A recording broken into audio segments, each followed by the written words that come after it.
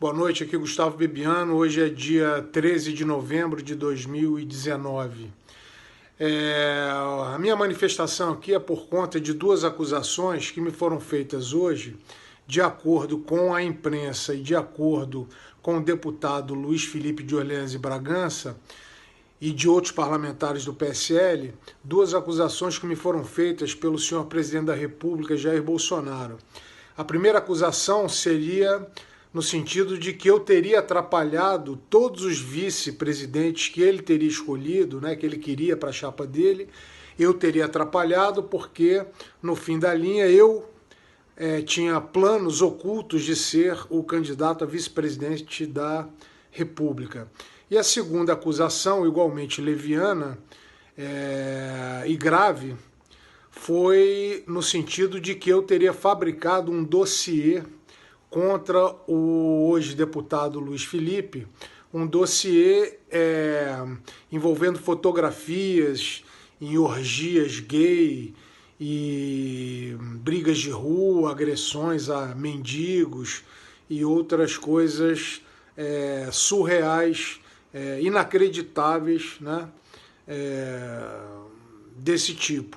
Então estou me manifestando aqui veementemente, em primeiro lugar para dizer que isso é uma mentira deslavada. O presidente da República, se disse isso, eu não ouvi da boca dele em lugar nenhum, mas acredito nos deputados do PSL. Se o presidente disse isso, o presidente mais uma vez falta com a verdade. Da mesma forma que faltou com a verdade quando disse lá atrás, no início do ano, que não tinha conversado comigo, quando tinha conversado comigo 3 vezes. Da mesma forma que faltou com a verdade recentemente agora, nessa questão toda interna do PSL, quando afirmou que não estava participando, nem falando com ninguém, nem fazendo pressão, quando na verdade estava. E mais uma vez o senhor presidente falta com a verdade ao inventar e distorcer uma história que ele sabe que não é verdadeira. Uma coisa é a pessoa se enganar, ser induzida a erro, se confundir, e outra coisa completamente diferente é a pessoa afirmar fatos que ela sabe que não são verdadeiros. Isso me parece muito grave, é no mínimo uma leviandade, não é? Me acusar de fabricar um dossiê contra qualquer pessoa. Então eu gostaria de desafiar o presidente da República, senhor Jair Bolsonaro, a provar essa mentira, tá certo? Eu gostaria que o presidente tivesse a coragem de dizer isso olhando nos meus olhos, que tanto o ajudei, fui leal, correto o tempo inteiro, fiz das tripas coração para ajudá-lo a chegar à presidência da República. Não satisfeito em ser desleal e se esquecer do passado, parece que o senhor presidente tem um prazer sórdido em acusar as pessoas e denegrir a sua imagem. Então, meu caro Luiz Felipe, fica aqui, como eu já tinha dito para você anteriormente, fica aqui a minha afirmação de que os fatos não foram esses. O hoje deputado Luiz Felipe foi uma das pessoas escolhidas, na verdade, houve 4 possibilidades de indicação para a vice-presidência. A primeira foi o senador Magno Malta. Todo mundo sabe que o próprio senador Magno Malta desistiu da sua candidatura e preferiu disputar a reeleição para o Senado. Eu não tive nada a ver com isso. A segunda tentativa foi o general Heleno, que por pertencer a outra sigla partidária, essa sigla partidária não autorizou o general Heleno a disputar, a entrar na chapa do Jair Bolsonaro como seu vice, e por isso ele também não disputou, e eu também não tenho nada a ver com isso. A terceira pessoa foi a professora Janaína Pascoal. Eu me dediquei muito de corpo e alma para que a professora Janaína Pascoal fosse a vice-presidente da República, a candidata, porque eu acreditava, como continuo acreditando, na sua correção, no seu caráter e, acima de tudo, no seu patriotismo. Então eu me dediquei muito até o último instante para que a professora Janaína Pascoal fosse a escolha para compor a chapa. Até por questões eleitorais eu tinha convicção de que se a Janaína fosse a vice do Jair, a eleição estaria ganha no primeiro turno. Infelizmente também esse casamento acabou não acontecendo, não foi possível, e eu voltei a cogitar o nome, eu cogitei o nome do general Mourão, a quem eu já tinha procurado por conta própria anteriormente, minha preocupação com a cidade do Rio de Janeiro.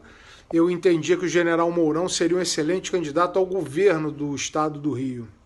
E contra a vontade do Jair Bolsonaro, eu procurei o general Mourão, tentei convencer o Jair a aceitar o general Mourão. O general Mourão acabou não vindo para o PSL, também não aconteceu.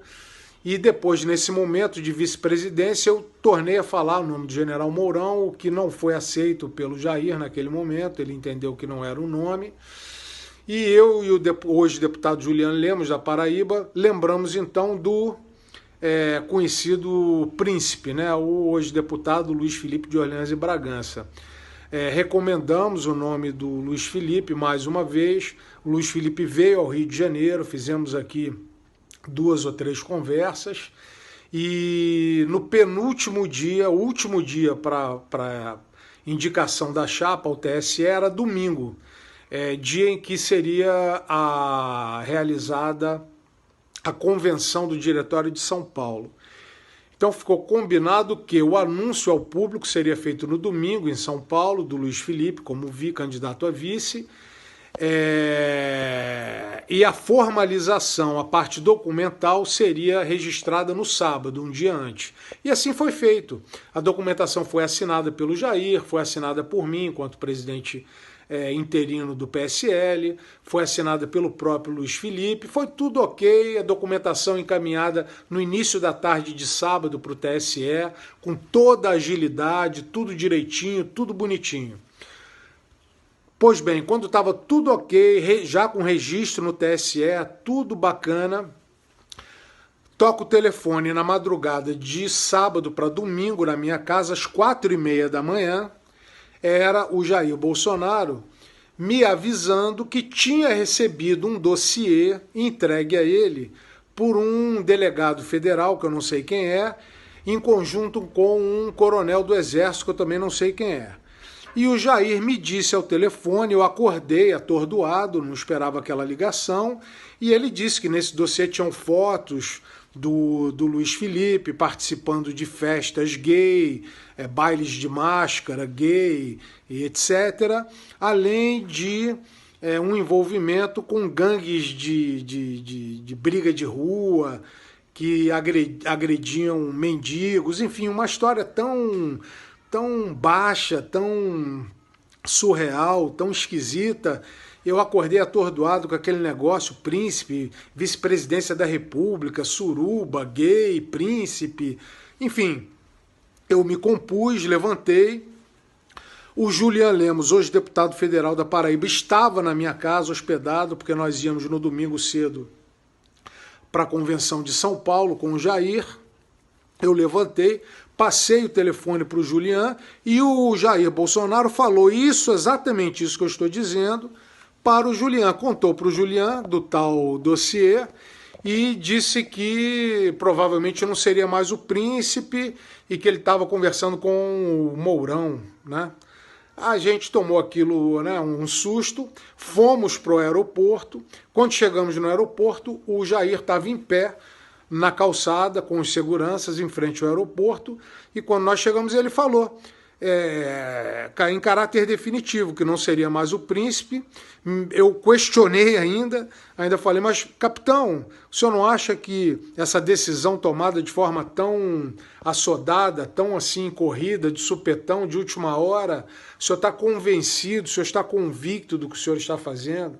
O senhor não acha que talvez o general Mourão e o senhor fiquem uma chapa muito militarizada e que isso comprometa os votos, né, durante a eleição? Ele me deu 3 socos no peito com toda a força e disse assim para mim: confia, porra, confia! Confia ou não confia? Eu falei: confio, capitão. Ele falou: então liga agora pro príncipe, né? Ele chamava o Luiz Felipe de príncipe. Liga pro príncipe e avisa que não vai ser mais ele. E eu ainda falei assim, eu, capitão, mas pô, vai me dar essa missão? Aí ele falou assim, vai para-raio, liga lá, missão é missão. Aí eu e o Julian ligamos em conjunto, falamos com o príncipe, ele ficou bastante aborrecido, né? Eu expliquei para ele, tentei contornar, tentei ser um máximo diplomata que a situação permitia, e disse para ele que a escolha do vice era uma questão personalíssima do Jair e que ele tinha decidido dessa maneira, se sentia mais confortável em ter o general Mourão como vice, porque, enfim, era um colega de farda, né? E ele preferiu dessa forma. O príncipe mostrou alguma contrariedade, até se manifestando no sentido de que achava que eu estaria atrapalhando, e eu disse para ele, olha só, daqui a 1 hora a gente está em São Paulo, aí na convenção do PSL, você procura o Jair e fale com ele, ouça da boca dele o que eu estou te falando aqui, você, enfim, vai ter essa oportunidade. Nós chegamos à convenção de São Paulo, né? Eu me lembro que ele ainda tentou cercar o Jair se esquivando, saiu fora, se esquivou da responsabilidade, né, que era dele, de conversar com o príncipe, e o tempo passou, logo depois veio a facada, né? Sei lá, 1 mês depois, 20 dias, não me lembro bem, passou um tempinho, veio a facada, o Jair está internado no Einstein, em São Paulo, eu estou num restaurante embaixo, recebo uma mensagem via WhatsApp de alguém encaminhando uma entrevista que o Luiz Felipe deu à revista Cruzoé. Naquela época ele deu uma entrevista com o fígado, leviana, fez acusações graves, não é? E eu tentei entrar em contato imediatamente com ele para avisá-lo até que eu iria processá-lo, né, pela fala que ele fez à revista Cruzoé. Ele não me atendeu, eu mandei uma mensagem de voz, eu tenho isso tudo registrado, uma mensagem de voz dura, mandei para ele. E como ele não atendia, eu me lembrei do Carlos. Eu me lembrei que o Carlos tinha uma relação boa com ele, subi para o quarto do Jair, onde estava o Carlos, peguei o Carlos pelo braço, puxei, mostrei a matéria da Cruzoé, puxei o Carlos para fora do quarto, no corredor do hospital tinha um quartinho assim, tipo uma rouparia. Entrei com o Carlos nessa rouparia e fiz o Carlos ligar pelo telefone dele, Carlos, para o príncipe no Viva Voz. E nesse momento eu tive a oportunidade de falar tudo isso que eu estou falando aqui, que é a verdade, eu falei para o príncipe. E quando eu acabei, eu disse assim, Carlos, que eu não queria que o príncipe, o Luiz Felipe, ficasse com raiva de mim por uma coisa que eu não tinha feito, né?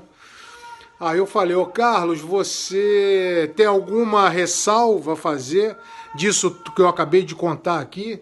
Tem algum detalhe que tenha fugido à realidade? E o Carlos foi obrigado a dizer para o príncipe que era aquela verdade, porque ia falar o quê ali na minha frente, tá certo? Eu estava com boa fé, achei que o Carlos também estivesse, e naquele momento, por uma questão de harmonia, né, manter a harmonia do grupo, do partido, eu deixei para lá. O príncipe ficou de fazer uma retificação nessa matéria, coisa que não aconteceu. Ele fez lá passou o pano lá nas redes sociais dele, e para que a coisa acalmasse, e eu deixei passar. Só que agora eu não vou deixar passar, né? Agora, tendo em vista que o próprio presidente da República, né, que sabe que os fatos não são esses, como é que ele tem a coragem de dizer em público, não é, para vários deputados do PSL e para o próprio príncipe, que ele queira pedir desculpas? Problema dele. Agora, dizer que eu montei dossiê, presidente, eu gostaria que você olhasse nos meus olhos, eu quero ver se eu tenho coragem de olhar nos meus olhos e dizer isso olhando para mim. Não é? Eu acho que o senhor tem que se lembrar de tudo que eu fiz pelo senhor e de tudo o que o meu grupo fez pelo senhor. Não é? Agora, o seu mandato não lhe outorga poderes para atacar as pessoas e denegrir a imagem das pessoas como o senhor tem feito. Então, o senhor me desculpa, eu não aceito. Fica aqui o meu desafio. Até eu gostaria, sabe do quê?